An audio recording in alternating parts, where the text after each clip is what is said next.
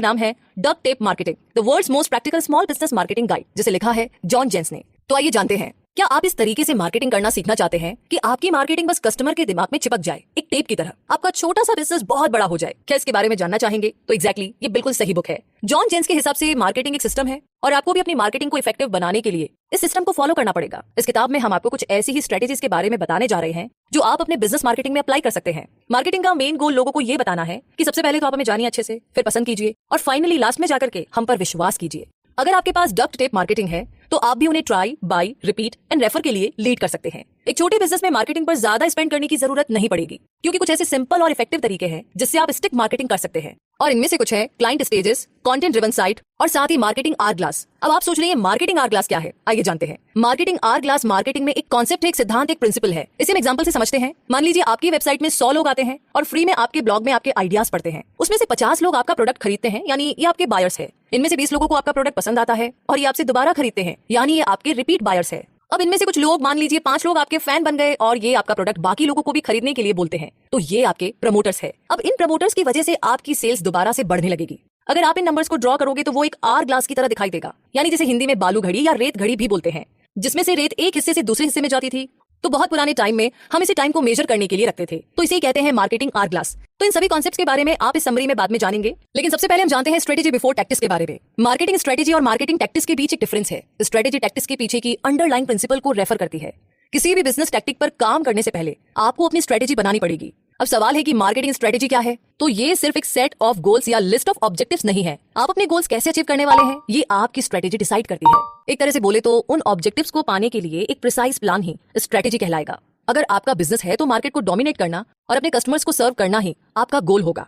आपकी marketing strategy plan है कि आप कैसे अपने लिए सेट गोल्स अचीव करने वाले हैं। तो यहाँ हम आपको मार्केटिंग स्ट्रेटेजी की कुछ एग्जांपल देते हैं। अगर आपको मार्केट में एक लीड ब्रांड बनना है तो इसके लिए सबसे पहले आपको अपना एक स्पेसिफिक मार्केट चूज करना होगा। ये आपकी स्ट्रेटेजी है, किस तरह के कस्टमर्स आपको चाहिए और किस टाइप की वैल्यू आप उन्हें देना चाहते हैं, ये सब भी फिगर आउट कर ले। इसमें आपको बड़ा स्पेसिफिक होना पड़ेगा। अगर आप और ज्यादा नए कस्टमर्स बनाना चाहते हैं तो आपको रेफरल्स चाहिए। इसके लिए एक ऐसा सिस्टम सेटअप करें जहां आपके लॉयल कस्टमर्स ही आपके लिए मार्केटिंग करें। अपने ट्रस्टेड सोर्स से रेफरल्स पाना भी आपकी स्ट्रेटेजी का एक पार्ट होगा। इन स्ट्रेटेजी की मदद से आप अपना एग्जैक्ट टैक्टिक्स पा सकते हैं, लेकिन आप मार्केटिंग स्ट्रेटेजी कैसे डेवलप करेंगे, ये है सवाल। तो इसके लिए 3 स्टेप्स हैं जिन्हें आप फॉलो कर सकते हैं, जिसमें से पहला स्टेप है डिसाइड हु मैटर्स। जी हाँ, डिसाइड हु मैटर्स का मतलब है ये चीज पिन पॉइंट कर लेना कि एग्जैक्टली कौन आपके आइडियल कस्टमर होंगे। ये फर्स्ट स्टेप आपकी स्ट्रेटेजी पर फोकस करता है और अगर आप अपने आइडियल कस्टमर्स के बारे में जानते हैं तो उन्हें अट्रैक्ट करने का और सर्व करने का बेटर रास्ता आपको मालूम होगा। सेकंड स्टेप है बी डिफरेंट। आप अपने आइडियल कस्टमर को कैसे अपील करेंगे, कैसे उन्हें लुभाएंगे? इसके लिए आपको उन्हें अपनी यूनिक सर्विस, प्रोडक्ट या अप्रोच देनी होगी जो कि बाकी ब्रांड से डिफरेंट हो। तो सबसे पहले आपको वो चीज डिफाइन करनी होगी जो मार्केट में कस्टमर्स को फ्रस्ट्रेट करती है, और अगर आपके कॉम्पिटिटर्स भी सेम मिस्टेक कर रहे हैं तो आपको उनसे कुछ हटकर करना पड़ेगा। तीसरा स्टेप है जो मार्केटिंग स्ट्रेटेजी को डेवलप करेगा, वो है कनेक्ट द डॉट्स। ये बहुत जरूरी है कि इस स्टेज में आप कॉन्सेप्ट ऑफ आइडियल क्लाइंट और कोर डिफरेंस को कंबाइन करें। जिस एग्जांपल के लिए डक्ट टेप मार्केटिंग के पीछे की स्ट्रेटेजी है to create a recognizable small business marketing brand by turning marketing for small businesses into a system and product. यहाँ पर आइडियल क्लाइंट है स्मॉल बिजनेस और कोर डिफरेंस है कि डक्ट टेप मार्केटिंग को एक सिस्टम की तरह देखता है। एक राइटर है जिनका नाम है सन त्सू। इन्होंने अपनी फेमस किताब आर्ट ऑफ वॉर में कहा था, हर आदमी ये देख सकता है कि किन टेक्निक्स का इस्तेमाल करके मैंने दुश्मन से जीत हासिल की, लेकिन किसी को भी ये नहीं पता चला कि मैंने ये टेक्निक्स बनाई कैसे। तो क्या आपके पास भी कोई मार्केटिंग स्ट्रेटेजी है? क्या इसमें 3 स्टेप्स इन्वॉल्व है? क्या ये आपके आइडियल क्लाइंट और कोर डिफरेंस को डिफाइन करती है? आपकी मार्केटिंग स्ट्रेटेजी आपका फाउंडेशन है, तो इसीलिए आप इसे इतना लाइटली मत लीजिए और इस बारे में सोचिए, प्लानिंग कीजिए। चलिए आगे बढ़ते हैं। आइडेंटिफाई योर आइडियल क्लाइंट, यानी कि अपने आइडियल क्लाइंट्स को पहचान ले। जब आप अपने क्लाइंट्स को प्रॉपर्ली टारगेट करेंगे तो फिर सिरफिरे और बेकार के क्लाइंट्स के साथ में आपको दिमाग खपाने की जरूरत नहीं पड़ेगी। स्मॉल बिजनेस ओनर्स को जॉन जेन्स यही बात समझाते हैं कि आप में वो एबिलिटी होनी चाहिए कि आप अपने क्लाइंट्स खुद चूज कर सके, क्योंकि यही लोग आपके प्रोडक्ट की वैल्यू को समझेंगे और यही लोग आपको सक्सेसफुल होता हुआ भी देखना चाहेंगे। सिर्फ कस्टमर्स की नीड्स ही नहीं बल्कि आपके बिजनेस की नीड्स भी सेटिस्फाई होनी चाहिए। ये आइडियल तभी होगा जब दोनों पार्टीज बिजनेस इंटरेक्शन से सेटिस्फाई होगी। अपना बिजनेस ग्रो करने के लिए आप कस्टमर्स के साथ एक हेल्दी रिलेशनशिप रखें, लेकिन ये अचीव कैसे करें, ये है इंपॉर्टेंट सवाल। तो सबसे पहले तो अपने आइडियल कस्टमर को डिफाइन कर लीजिए, लेकिन इसका ये मतलब बिल्कुल भी नहीं है कि आप बाकी के कस्टमर्स को एकदम भगा दे, भूल जाए। आइडियल कस्टमर बना करके आप अपने बिजनेस को बनाए रखेंगे, आपका बिजनेस सर्वाइव करता रहेगा। सोचिए अगर कस्टमर्स आपको टाइम पर पैसा नहीं दे रहे या आपके प्रोडक्ट की वैल्यू पर सवाल उठा रहे हैं तो क्या होगा? सिंपल सी बात है कि ये आपके बिजनेस को अफेक्ट करेगा। इसीलिए ये बात माइंड में रख ले कि आपके कस्टमर्स इल मैनर्ड बिल्कुल ना हो, मतलब गलत तरीके से बिहेव ना करे। अब सवाल है कि आइडियल कस्टमर्स को ढूंढा कैसे जाए? कोई चिराग लेकर के ढूंढे? नहीं, आज के टाइम में ऐसा पॉसिबल नहीं है, लेकिन हाँ आपके पास कुछ टूल्स है। इसके लिए हम आपको 5 स्टेप्स बताते हैं। पहला स्टेप है बी प्रॉफिटेबल फर्स्ट, यानी कि अपने कस्टमर्स की एक लिस्ट बना लीजिए और इसमें ये भी लिख लीजिए कि हर किसी से आपको कितना प्रॉफिट मिल रहा है और उन्हें किस टाइप का ट्रांजेक्शन चाहिए। फिर उन्हें मोस्ट प्रॉफिटेबल से लिस्ट प्रॉफिटेबल की रैंक में रखे। जो लिस्ट प्रॉफिटेबल है उनसे अगर छुटकारा मिल जाए तो भी आपके बिजनेस को कोई नुकसान नहीं, इससे आप ज्यादा प्रॉफिट देने वालों पर और भी ज्यादा फोकस कर पाएंगे। इसके बाद सेकंड स्टेप है एड्स रेफरल्स। जी हाँ, आपके प्रॉफिटेबल क्लाइंट्स के लिस्ट में ऐसे कौन हैं जो अपने दोस्तों या फैमिली को आपका रेफरेंस देते हैं और जो बाकी दूसरे लोगों को भी आपका रेफरेंस देते हैं। ऐसे क्लाइंट्स आपके लिए बहुत ही कीमती है, उन्हें आपकी सर्विस पसंद है, तभी तो वो आपको रेफर करते हैं। आपके बिजनेस के लिए ऐसे क्लाइंट एकदम परफेक्ट मैच है, इसमें आपको दिमाग लगाने की जरूरत ही नहीं है, लेकिन हाँ इन्हें पहचानना बहुत जरूरी है। आगे अब तीसरा स्टेप है study the demographics. In profitable और रेफरिंग क्लाइंट्स के फिजिकल कैरेक्टरिस्टिक्स क्या है ये जानिए, इनमें क्या चीज कॉमन है। ये जानने के लिए आपको बेसिक डेमोग्राफिक्स जैसे कि इनकम, एज और लोकेशन से ना थोड़ा आगे जाना पड़ेगा। आगे चौथा स्टेप है रिसर्च क्लाइंट बिहेवियर। आपके इन आइडियल क्लाइंट्स को क्या चीज टिक करती है ये आपको जानना पड़ेगा, उनका बिहेवियर स्टडी करना पड़ेगा। आप चाहे तो उन्हें क्लोजली स्टडी करने के लिए उन प्लेसेस में जा सकते हैं जहां ये लोग फ्रीक्वेंटली जाते हैं, जैसे कि सेमिनार्स या बाकी दूसरे इवेंट्स, तो यहाँ पर एग्जैक्टली आपको पता चल जाएगा। आगे है फिफ्थ और final step create the biographical sketch. इस स्टेप में आपको इतनी इन्फॉर्मेशन मिल गई होगी कि आपके सामने अपने आइडियल कस्टमर का क्लियर इमेज आ जाएगा। जब वो आपके सामने होंगे तो आप उन्हें इजीली स्पॉट कर सकते हैं। तो अब उनके इस बायोग्राफिकल स्केच को एक नाम देना चाहिए, इसीलिए खुद से ही सवाल कीजिए क्या मैरी को ये पसंद आएगा या कोई और नाम जो आपको पसंद हो। ये सवाल आपकी डिसीजन मेकिंग में काफी हेल्प करेगा। आपका गोल बस ये रहे कि आपके हर क्लाइंट को लगे कि आपकी सर्विस या प्रोडक्ट खास उन्हीं के लिए बनाया गया है और इस तरीके से आप उन्हें अपने प्रीमियम ऑफर्स भी बेच सकेंगे। तो चलिए, आपने अपने क्लाइंट्स को अब आइडेंटिफाई कर लिया है, तो अपनी कोर मार्केटिंग मैसेज को कैसे डिस्कवर करना है वो भी जान लेते हैं। लोग अक्सर जॉन जेन से पूछते हैं कि बेस्ट मार्केटिंग स्ट्रेटेजी है क्या, बताइए जरा। तो उनका जवाब होता है रेफरल्स, वेबसाइट, डायरेक्ट मेल या एडवर्टाइजिंग वगैरह कुछ भी नहीं। इन सबके बारे में सोचने से पहले ये सोचिए ऐसा क्या है जो आपको अपने कॉम्पिटिटर से डिफरेंट बनाता है। चाहे जो भी आपकी मार्केट हो, आपको भीड़ से अलग दिखना ही पड़ेगा। तो खुद को कमोडिटी बिजनेस से दूर रखिए। अब सवाल है कि ये कमोडिटी बिजनेस क्या होता है। तो ऐसा तब होता है जब आपके पोटेंशियल बायर्स आपके और बाकी ब्रांड्स के बीच में डिफरेंशिएट नहीं कर पाते और तब वो प्राइस पर आते हैं ताकि आपके प्रोडक्ट को दूसरे प्रोडक्ट से कंपेयर कर सके। अब जैसे मान लीजिए सीरियल्स आपका प्रोडक्ट है। अब इमेजिन कीजिए कि आपका प्रोस्पेक्टिव कस्टमर ग्रोसरी स्टोर में खड़ा है और उसके सामने सीरियल्स के ढेर सारे बॉक्स रखे हैं। अब अगर आपका सीरियल ब्रांड बाकियों से डिफरेंट नहीं हुआ तो कस्टमर सबसे सस्ते वाले ब्रांड को चूज करेगा। अब आप सबसे चीप सीरियल बेचने का कॉम्पिटिशन तो नहीं कर सकते ना, तो ऐसे तो आपका बिजनेस ही डूब जाएगा। तो ऐसा क्या है जो आपके ब्रांड को बाकियों से अलग बनाता है, इस बारे में सोचिए। कस्टमर क्यों आपके ब्रांड को चूज करेगा, क्या डिफरेंट है। अगर आपने वो डिफरेंस ढूंढ लिया है तो उसे एक्सेप्ट कीजिए, उसे मान लीजिए, हर तरीके से इसे लोगों तक पहुंचाने की कोशिश करें। आप ये नहीं बोल सकते कि आपका ब्रांड बहुत ही हाई क्वालिटी का है, ये बहुत ही फेयर प्राइस में मिलता है या फिर आपकी सर्विस बहुत अच्छी है। ये चीजें तो पहले ही आपसे एक्सपेक्टेड है। एग्जैक्टली, मतलब ये तो आपको देना ही होगा। ये बेसिक चीजें तो आपको हमेशा ही डिलीवर करनी है। लेकिन इसके अलावा ऐसा क्या है जो आपके बिजनेस को औरों से डिफरेंट बनाता है? क्या ये आपके प्रोडक्ट बेचने का डिफरेंट तरीका है या आपकी पैकेजिंग डिफरेंट है? ऐसा क्या है जो आप अपने कस्टमर्स को एक्सपीरियंस कराते हैं जिसकी वजह से आप भीड़ से अलग है और उनकी लाइफ को बेटर बनाते हैं? अब जैसे एक बार ना एक होम रिमोल्डिंग बिजनेस था जिन्हें हाई पेइंग क्लाइंट्स नहीं मिल रहे थे, तो ये company high and service provide कराती थी लेकिन साथ ही छोटा मोटा काम भी करती थी। तो इसीलिए लोग उन्हें design of oriented remoulding business के बजाय एक कंस्ट्रक्शन ब्रांड की तरह लेते थे। तो उस कंपनी के ओनर ने क्या किया कि उसने हाई एंड क्लाइंट्स को अट्रैक्ट करने के लिए ब्रांड नेम को ही चेंज कर दिया और फिर उनकी कंपनी ने हैंडीमैन टाइप की सर्विसेज देना बंद कर दिया। और फिर 1 साल के बाद ये लोगों का उनकी कंपनी के लिए अचानक से नजरिया बदल गया और उन्हें अब हाई एंड कॉन्ट्रैक्ट्स मिलने लगे थे। तो इसीलिए लोगों को ना अपने ब्रांड की वैल्यू बताना बहुत जरूरी है ताकि वो आपकी सर्विस या प्रोडक्ट के प्राइस पर कोई क्वेश्चन ना करे। वैसे एक और तरीका है जिससे आप डिफरेंट बन सकते हैं और वो है एक पावरफुल गारंटी ऑफर करना। जिस एग्जांपल के लिए आप अपने कस्टमर से पूछ सकते हैं कि अगर आप हमारी 90 डेज की ट्रायल सर्विस से खुश नहीं हुए तो हम आपको डबल पैसा वापस करेंगे। इससे बेशक लोग आपको अटेंशन तो देंगे, तो आपको कोई ऐसा तरीका ढूंढना है यहाँ पर जो आपके कस्टमर्स को हमेशा के लिए खुश रखे, जिससे कि आपको उनके पैसे रिटर्न ना करने पड़े और वो भी डबल। तो ये डील आपको सोच समझ कर देनी है जब आपको पूरा कॉन्फिडेंस है आपके प्रोडक्ट पर। ठीक है, तो आगे बढ़ते हैं इसी के साथ और जानते हैं wake up the senses with an image to match your message. जी हाँ, जब आपको पता होगा कि क्या चीज आपको अपने कॉम्पिटिटर से डिफरेंट बनाती है तो फिर आप इजीली अपने ब्रांड की एक आइडेंटिटी को क्रिएट कर सकते हैं। अपनी आइडेंटिटी की क्लियर पिक्चर आपके माइंड में होनी चाहिए। इसके लिए आपको किसी इमेज कंसल्टेंट की जरूरत नहीं है। ऐसी बहुत सी चीजें हैं जिनसे आप अपने स्मॉल बिजनेस की भी एक आइडेंटिटी क्रिएट कर सकते हैं।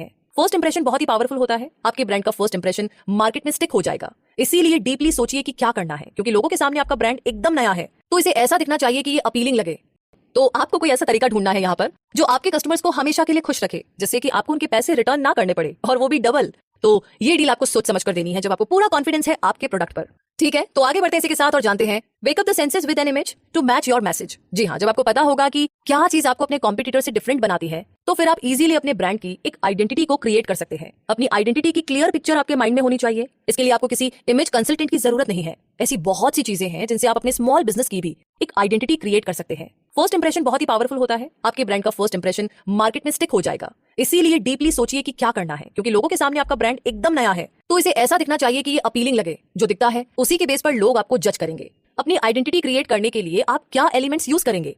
इनमें ब्रांड का लोगो और नाम मेजर फैक्टर होते हैं, लेकिन इसके अलावा और भी चीजें हैं जो मैटर करती है, जैसे कि आपका business card, staff uniform, invoice, email signature, delivery vehicle और फेसबुक फैन पेज। तो ये सारे एलिमेंट्स मिलकर के आपके ब्रांड की आइडेंटिटी को कम्युनिकेट करते हैं। कुछ और एलिमेंट्स भी है, जैसे आपका fax cover, newsletters, advertising, email format, website, customer service, sales people और एम्प्लॉइज का एटीट्यूड, ये भी बहुत इंपॉर्टेंट है। तो ये सब कुछ सुनने में और करने में ना बहुत सारा काम लगता है, मगर यही तो सारे सक्सेसफुल ब्रांड करते हैं। एग्जैक्टली वो अपनी आइडेंटिटी के हिसाब से ही अपने एम्प्लॉय भी हायर करते हैं। उनकी यूनिक स्टाइल पर ही उनका कम्युनिकेशन बेस्ड होता है। ये सारे ऊपर बताए गए एलिमेंट्स मिलकर के वो टोटल एक्सपीरियंस बनाते हैं जो आपके कस्टमर को आपके ब्रांड से मिलेगा। बिजनेस लोगो और नेम चूज करने के लिए यहाँ पर हम आपको कुछ टिप्स दे रहे हैं। आपका लोगो सिर्फ एक ट्रेंड को फॉलो ना करें, अगर इसमें लास्टिंग वैल्यू भी हो तो अच्छा है। दूसरा है कि ये डिस्टिंक्ट होना चाहिए। तीसरी बात ये कि आपके आइडियल क्लाइंट्स को अपीलिंग लगना चाहिए। और चौथी बात, आपके ब्रांड के कोर मैसेज से ये मैच होना बहुत जरूरी है। और आखिरी बात ये कि ये रीडेबल होना चाहिए। ऐसे फॉन्ट्स या इमेजेस को चूज मत कीजिए जो कि लोग पढ़ ना सके, मतलब उन्हें एफर्ट लगाना पड़े कि क्या लिखा हुआ है, ये क्या है, समझ नहीं आ रहा है। इन सबके बीच इस बात का भी ख्याल रखिए कि आपके बिजनेस नेम से लोगों को इस बात का आइडिया हो जाए कि आप क्या सर्विस या प्रोडक्ट ऑफर कर रहे हैं। जैसे एग्जांपल के लिए अगर आप नाम चूज करें तो बॉब्स इलेक्ट्रिक के बजाय चूज कीजिए बॉब्स इलेक्ट्रिकल रिपेयर, क्योंकि पहले वाले नाम से लोगों को पता ही नहीं चलेगा कि आप इलेक्ट्रिकल रिपेयर करते हैं या फिर इलेक्ट्रिक गिटार बेचते हैं। और साथ ही नाम ऐसा चूज कीजिए जो कि सबसे डिफरेंट लगे, जो एकदम नया लगे, लेकिन हाँ, उन सभी बातों का खास ख्याल रखें कि जो आपका प्रोडक्ट है उससे मैच करे। लॉ फर्म अक्सर ऐसे नाम यूज करती है, स्मिथ, जॉनसन, विलियम्स, लेकिन अगर उनका नाम ट्रैफिक वायोलेशन बस्टर्स हो तो आपको क्या लगता है कौन सा नाम सही सूट करता है? आप इस बारे में सोचिए और एग्जैक्टली अपनी फर्म की, अपनी कंपनी के नाम के बारे में भी आप सोच सकते हैं, अपने प्रोडक्ट के बारे में सोच सकते हैं। आगे बढ़ते हैं हम इसी के साथ।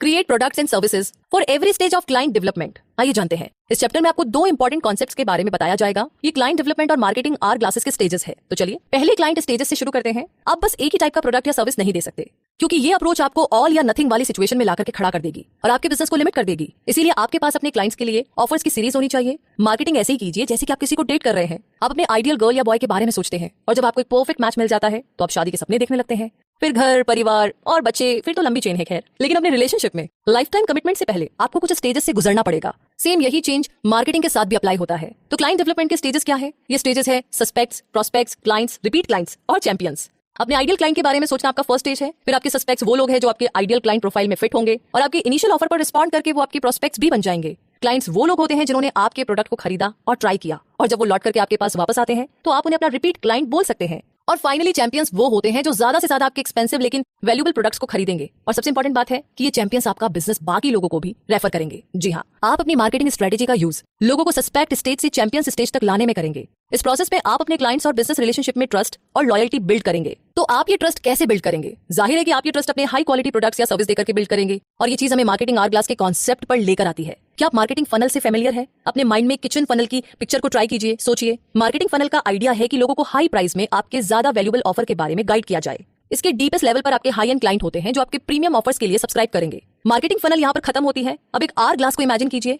मार्केटिंग आर ग्लास में प्रोसेस चलता रहता है। आपके करंट एग्जिस्टिंग क्लाइंट्स आपका बिजनेस अपनी जान पहचान के लोगों को रेफर करेंगे और वो रेफरल्स आपके सस्पेक्ट्स बनेंगे और फिर यही प्रोसेस चलता रहेगा। Marketing R glass approach use करके आप वाकई में अपने बिजनेस को एक्सपैंड कर सकते हैं। आपके पास चैंपियंस है जो आपके प्रीमियम प्रोडक्ट्स खरीदते रहेंगे और ज्यादा से ज्यादा पोटेंशियल बायर्स को भी आपका रेफरेंस देते रहेंगे। तो यही डक्ट टेप मार्केटिंग का निचोड़ है कि आप लोगों को इस तरीके से अप्रोच करें कि पहले आप उन्हें इतनी वैल्यू दे कि वो आपको जानने लगे, फिर पसंद करने लगे और फाइनली आप पर ट्रस्ट करने लगे, विश्वास करने लगे। अगर ऐसा हो जाएगा तो वो आपकी चीजें पहले ट्राई करेंगे, फिर उन्हें खरीदेंगे, फिर बार बार खरीदेंगे और फाइनली वो आपके प्रोडक्ट को अपने दोस्तों को भी, अपने रिलेटिव्स को भी खरीदने के लिए बोलेंगे, यानी कि प्रमोट करेंगे। तो कहने का मतलब ये है कि इस कॉन्सेप्ट के थ्रू ट्राई, बाय और रिपीट और रेफर, ये सब चीजें काम करती है। और अब आगे बढ़ते हैं और जानते हैं produce marketing content that educates. जी हाँ, आज लोग किसी भी प्रॉब्लम या क्वेश्चन का आंसर गूगल में सर्च करते हैं। किसी को भी अगर किसी कंपनी, प्रोडक्ट या सर्विस के बारे में जानना है तो बस उसे ऑनलाइन सर्च कर लीजिए। इसीलिए आपके लिए कंटेंट प्रोड्यूस करना बहुत इंपॉर्टेंट है। अगर आप लोगों को गूगल पर नहीं मिलते तो समझ लीजिए आपका स्मॉल बिजनेस डूब गया। इसीलिए कंटेंट प्रोडक्शन आपकी मार्केटिंग स्ट्रेटेजी का एक पार्ट होना चाहिए। आपका कंटेंट दो इंपॉर्टेंट चीजों पर फोकस करना चाहिए, जो है लोगों का ट्रस्ट बिल्ड करना और उनको अपने बिजनेस के बारे में एजुकेट करना। जो कंटेंट आप यूज कर सकते हैं उनके एग्जांपल है blogs, social media, reviews, e books और सेमिनार्स। जैसे कि आप अपना ढेर सारा प्यार हमें देते हैं गूगल प्ले में रिव्यूज देकर के, उसके लिए थैंक यू सो मच। अब आगे बढ़ते हैं। सबसे पहले तो आपको ना अपना बिजनेस ब्लॉग क्रिएट करना पड़ेगा, क्योंकि इसकी हेल्प से आप और ज्यादा कंटेंट प्रोड्यूस करके उन्हें इजीली शेयर कर पाएंगे। आपके blog content articles, workshops, materials या फिर ई बुक्स के तौर पर भी अडॉप्ट हो सकती है। अगली चीज जो आपके कंटेंट में होगी वो है सोशल मीडिया। इसमें से ज्यादातर फ्री होता है, तो आप इस अपॉर्चुनिटी को यूज कर सकते हैं। फेसबुक और लिंक्डइन जैसी वेबसाइट्स पर अपना प्रोफाइल क्रिएट करें। साथ ही कुछ मैगजीन साइट जैसे कि इंक, बिजनेस वीक और एंटरप्रेन्योर भी आप ज्वाइन कर ले। अपने प्रोफाइल्स में कुछ वैल्यूएबल इन्फॉर्मेशन डालें, कुछ इमेजेस और वीडियोस भी आप अपलोड कर सकते हैं। और सबसे इंपॉर्टेंट बात यह है कि अपनी कंपनी की वेबसाइट का लिंक इंक्लूड करें। साथ ही कुछ रिव्यू साइट्स भी ज्वाइन कर ले, जैसे कि येल्प, सिटी सर्च या फिर मर्चेंट सर्कल। यूजर्स इन साइट्स में अपने कमेंट्स और रेटिंग्स को शेयर करते हैं। अब लोग आपके बिजनेस के बारे में क्या कमेंट देंगे ये तो आपके हाथ में नहीं है, लेकिन आप उन्हें क्लोजली मॉनिटर कर सकते हैं। गूगल इन रिव्यू साइट्स को हाईलाइट करता है, इसीलिए कस्टमर्स का पॉजिटिव फीडबैक बहुत जरूरी है। एक ई बुक क्रिएट करने का एडवांटेज ये है कि आप इसमें बहुत सी इन्फॉर्मेशन को इंक्लूड कर सकते हैं। आप उस बारे में लिख सकते हैं जो आपकी कंपनी को डिफरेंट बनाती है और जो आपकी सक्सेस का सीक्रेट है। अपनी इमेजिनेशन को यूज कीजिए। एक और कंटेंट जो आप प्रोड्यूस कर सकते हैं वो है सेमिनार्स। जी हाँ, ये ऑनलाइन भी हो सकता है और ऑफलाइन भी। एक 45 मिनट्स का सेशन काफी होगा अपनी वैल्यूएबल इन्फॉर्मेशन देने के लिए। अपने पोटेंशियल बायर्स को एजुकेट करने के अलावा आप उनसे इंटरेक्ट भी कर सकते हैं, बात कर सकते हैं और अपने सेमिनार्स के लिए अपनी ई बुक कंटेंट को बेस बना सकते हैं। इसी के साथ अब आगे बढ़ते हैं और जानते हैं a web presence that works day and night. जी हाँ, आज के टाइम में किसी भी स्मॉल बिजनेस के लिए अपनी ऑनलाइन प्रेजेंस बनाना बहुत जरूरी है। अगर आपने ऐसा नहीं किया तो आप एक तरीके से सीरियसली, इंटरनेट एक बहुत ही बड़ा कन्वीनियंट तरीका है लोगों तक पहुंचने का और कस्टमर्स को ढूंढने का। ऑनलाइन होने का मतलब है ज्यादा सेल के चांसेस, इसीलिए अपनी ऑनलाइन एक्टिविटीज को सीरियसली लीजिए। यहाँ पर हम आपको कुछ टिप्स दे रहे हैं जिससे कि आप अपनी कंपनी वेबसाइट को इंप्रूव कर सकते हैं। आपकी वेबसाइट की डिजाइनिंग अट्रैक्टिव होनी जरूरी है, लेकिन उससे भी ज्यादा इंपॉर्टेंट ये है कि इसमें गुड क्वालिटी ऑफ कंटेंट होना चाहिए। जो भी टर्म्स आप यूज करें सिंपल होने चाहिए, मतलब ज्यादा टेक्निकल ना हो। लोग आपके बिजनेस को सर्च करने के लिए जो कीवर्ड्स टाइप करते हैं उन्हें जानना बहुत जरूरी है। सिंगल कॉन्टैक्ट इन्फॉर्मेशन पेज की बजाय अपनी कॉन्टैक्ट इन्फॉर्मेशन साइट के हर पेज पे रखें ताकि कस्टमर इजीली आपसे कॉन्टैक्ट कर सके। अपने ब्लॉग पोस्ट और सोशल मीडिया में भी अपनी वेबसाइट की लिंक्स इंक्लूड करना बिल्कुल ना भूले। सीओ या सर्च इंजन ऑप्टिमाइजेशन पर ज्यादा रिले ना करें। आपके पास कुछ पेपर क्लिक एड्स भी होने चाहिए जो लोगों को आपकी साइट्स तक लेकर आए। साथ ही ये बहुत जरूरी है कि आपके सारे ऑनलाइन कंटेंट लोगों को आपकी मेन वेबसाइट तक लीड करे। जब लोग आपकी वेबसाइट पर आए तो ये ऑनलाइन ट्रैफिक आपकी गुड क्वालिटी कंटेंट को देख पाए। उन्हें आपके प्रोडक्ट या सर्विस के बारे में इन्फॉर्मेशन मिलनी चाहिए। अगर लोग कंफ्यूज होंगे कि वो क्या पढ़ रहे हैं तो उन्हें कुछ समझ नहीं आएगा और वो आपकी वेबसाइट से मूव ऑन हो जाएंगे, एग्जिट कर देंगे। तो आपके बिजनेस के बारे में जब लोग अच्छे से जान लेंगे तो आप पर उनका ट्रस्ट इजीली बिल्ड हो जाएगा। आप उनसे बात करें, इससे पहले ही वो लोग आपके प्रोडक्ट को खरीद लेंगे। दूसरा एडवांटेज है कि ये रेफरिंग को आसान बना देता है। मान लो कि उनके फ्रेंड्स को भी वही प्रोडक्ट लेना है तो आपके क्लाइंट उन्हें आपकी साइट के बारे में बता देंगे। तो इसी के साथ मुद्दा मामला ऐसा है और कंक्लूजन ये है कि आपने यहाँ पर मार्केटिंग स्ट्रेटेजी के बारे में जाना, आपने अपने आइडियल क्लाइंट सर्च करने और कोर डिफरेंस के बारे में भी जाना। ऐसा क्या है जो आपको बाकी ब्रांड से अलग करता है, इस थॉट पर ही अपनी कंपनी की इमेज को बिल्ड करें। आपने मार्केटिंग आवर ग्लास और क्लाइंट डेवलपमेंट के स्टेजेस के बारे में भी जाना। आपने गुड कंटेंट क्रिएटिंग की इंपॉर्टेंस के बारे में भी जाना। ऐसे कंटेंट को प्रोड्यूस करें जिससे कि लोग आप पर ट्रस्ट कर सके और बाकी लोगों को भी आपका बिजनेस रेफर कर सके। कस्टमर आपसे 3 स्टेज में इंटरैक्ट करता है, बात करता है, कम्युनिकेट करता है। सबसे पहले वो आपको जानता है, फिर वो आपको लाइक करता है और फाइनली वो आप पर ट्रस्ट करता है। और जब ये सब कुछ होता है तो पहले वो आपका प्रोडक्ट ट्राई करेगा और फिर आपके बाकी नए प्रोडक्ट्स को भी खरीदता रहेगा और फिर फाइनली वो आपके लिए मार्केटिंग भी करेगा, जैसे अपने दोस्तों और फैमिली को आपके प्रोडक्ट्स के बारे में बताकर उन्हें रेफर करेगा। तो इसी के साथ ये समरी यहीं पर होती है खत्म। तो दोस्तों रिव्यू सेक्शन में जरूर लिख करके हमें बताइएगा कि आपको ये समरी कैसी लगी और साथ ही कौन सी बात, कौन सा प्रिंसिपल या कौन से स्टेप, कौन से स्टेजेस आप फॉलो करने वाले हैं। और यस, शेयर तो आप करेंगे आई एम श्योर। और अगले हफ्ते कौन सी समरी आप सुनना चाहेंगे वो भी आप हमें बताइए। और अगर आपको हमारी मेहनत पसंद आई है तो आप हमें अपना ढेर सारा प्यार बता सकते हैं, जाहिर कर सकते हैं